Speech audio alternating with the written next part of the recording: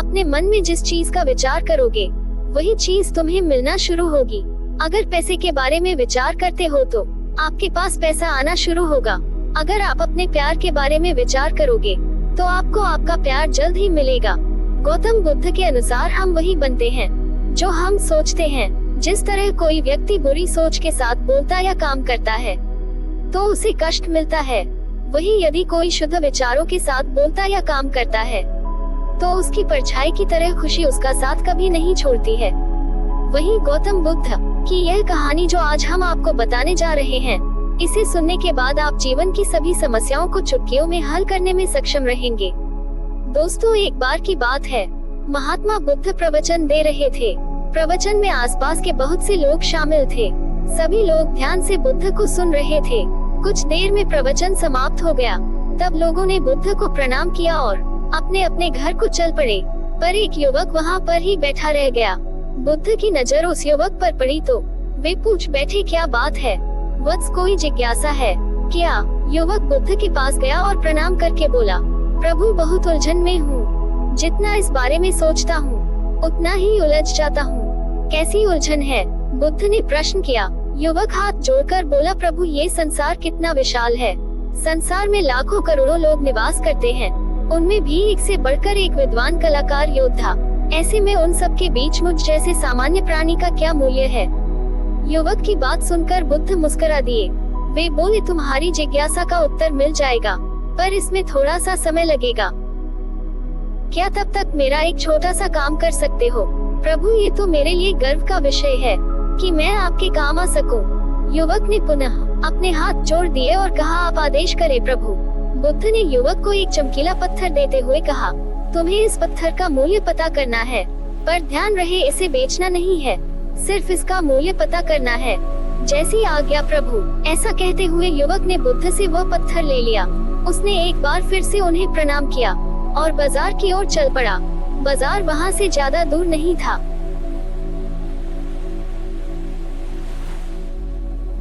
युवक थोड़ी देर में वहाँ पहुँच गया। सुबह का समय था, इसलिए बाजार अभी ठीक से लगा नहीं था। वहाँ पर इक्का दुक्का दुकानदार ही थे। युवक ने जिज्ञासावश इधर उधर नजर दौड़ाई। उसे एक पेड़ के नीचे एक दुकानदार नजर आया। वह आम बेच रहा था। युवक उस दुकानदार के पास पहुँचा और उसे पत्थर दिखाते हुए बोला, क्या आप इस पत्थर की कीमत बता सकते हैं? दुकानदार एक चालाक व्यक्ति था। पत्थर की चमक देखकर वह समझ गया कि अवश्य ही यह कोई कीमती पत्थर है। वह बनावटी आवाज में बोला, देखने में तो कुछ खास नहीं लगता, पर मैं इसके बदले 10 आम दे सकता हूँ। दुकानदार की बात सुनकर युवक को हल्का सा क्रोध आ गया। वह मन ही मन बुदबुदाया, ये आदमी मुझे बेवकूफ समझता है। इतना सुंदर पत्थर और इसका मूल्य सिर्फ 10 आम। अवश्य ही यह झूठ बोल रहा है। युवक को चुप देखकर दुकानदार बोल उठा, क्या कहते हो, निकालूं आम? पर युवक ने दुकानदार को कोई जवाब नहीं दिया। वह चुपचाप आगे बढ़ गया। सामने एक सब्जी वाला अपनी दुकान सजा रहा था।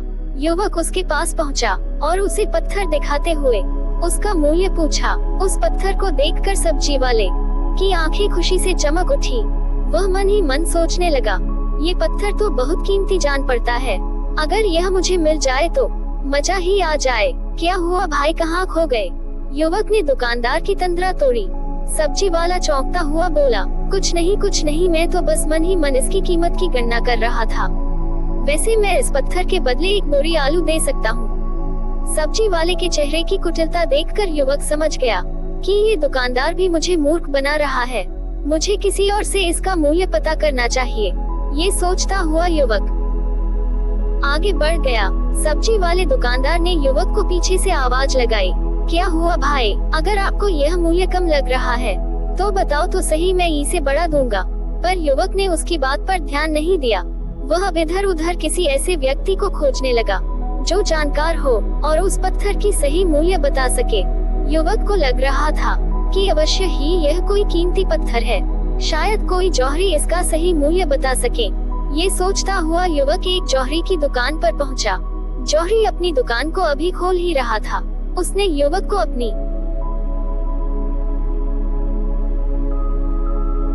दुकान की ओर आते हुए दूर से देख लिया था। साथ ही उसने युवक का हुलिया देखकर यह भी भांप लिया था कि यह कोई गरीब व्यक्ति है। जो संभवतः कोई गहना बेचने आया होगा।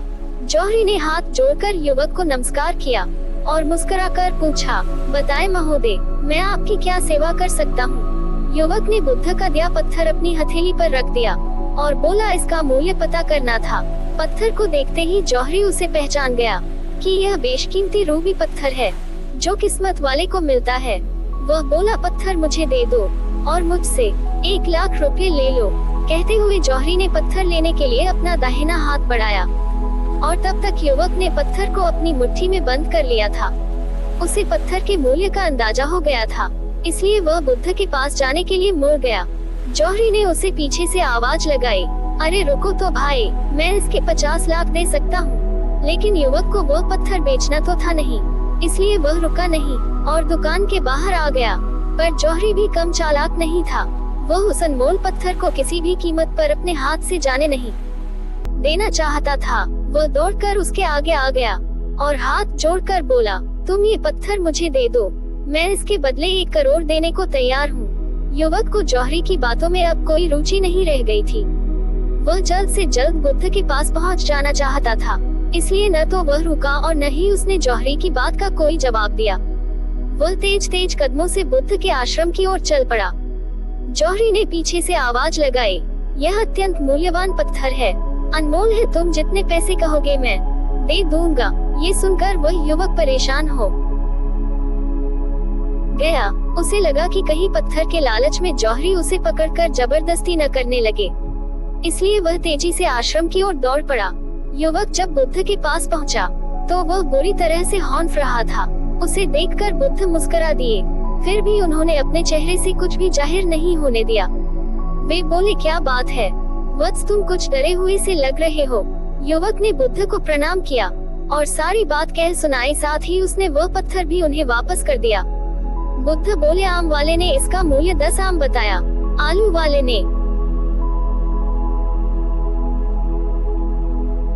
1 बोरी आलू और जौहरी ने बताया कि यह अनमोल है। इस पर के गुण जिसने जितने समझे उसने इसका मूल्य उसी हिसाब से लगाया। ऐसे ही यह जीवन है, प्रत्येक व्यक्ति खान से निकले हुए एक हीरे के समान है जिसे अभी तराशा नहीं गया है। जैसे जैसे समय की धार व्यक्ति को तराशती जाती है, व्यक्ति की कीमत बढ़ती जाती है।